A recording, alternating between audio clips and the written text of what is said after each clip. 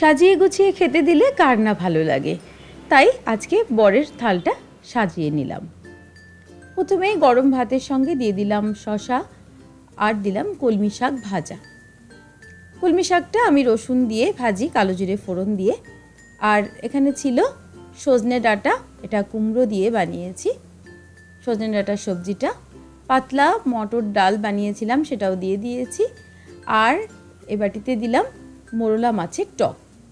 আম দিয়ে মোরলা মাছের টক এই গরমের সময় কিন্তু ভীষণ তৃপ্তিদায়ক, ভীষণ ভালো লাগে খেতে দুপুরবেলা। আমি কিন্তু এটা প্রায়ই বানাই।